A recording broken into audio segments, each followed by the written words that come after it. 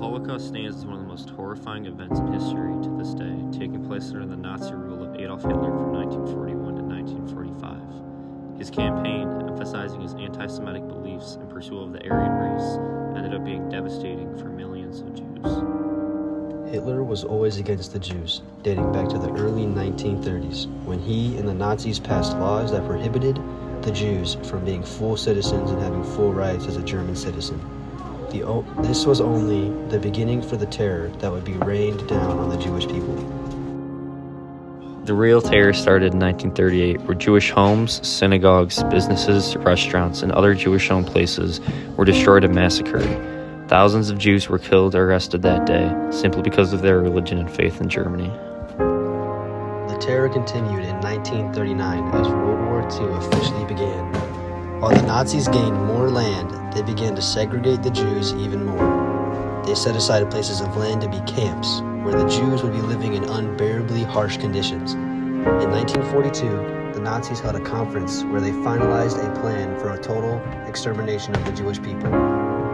6 concentration camps were finalized, being Auschwitz, Sobibor, Treblinka, Chełmno, Belzec, and Majdanek. They were tortured at these camps in many different ways, but famously for their death by gas chambers. During their genocide of the Jews, 6 million people total died. The Holocaust stands as one of the most devastating events ever, primarily based in the country of Germany.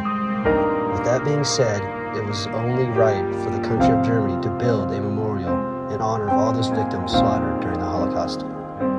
Peter Eisenman constructed a very unique, controversial memorial. Not only was the memorial unique, but the timing for it to be approved and made was too. When the war was over, it could have been built within 10 years or so. Instead, it took 44 years for a memorial for the Jewish people of Germany to be built. By taking 25 years to get correct funding, it shows that keeping these Jews who were killed in the shadows was sort of priority for their country. It appears they believed they could keep it quiet and move on without taking a blame in a sense. The title of the memorial being The Memorial to the Murdered Jews of Europe, again, raised questions about the sincerity of the German people. People were disturbed due to the lack of detail in the title. They felt that either the Holocaust or Hitler were mandatory for the title. However, the title was not the only part of the memorial they believed was vague and disingenuous. The memorial consists of hundreds of blank cement slabs next to each other, creating a mysterious effect for the visitors.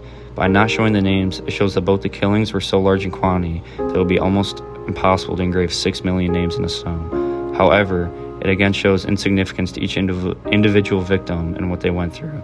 Putting the names of the victims on the stones commemorates each actual victim. Within the memorial, the landscape is intentionally drawn out so that the visitor feels lost and confused in it, just as the Germans did. While this was the intended concept, the public was not a fan. Instead of making it directly honorable, the memorial creators made it so the visitor decided the levels of emotion they felt. By leaving it blank, the interpretation becomes almost completely subjective.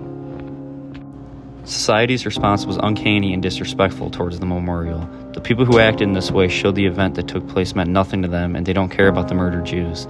These people vandalized the stones and took pictures on top of them. Overall, due to the vague structure and detail of the memorial, people thought Germany was being insincere and trying to deflect full accountability of what happened in the Holocaust.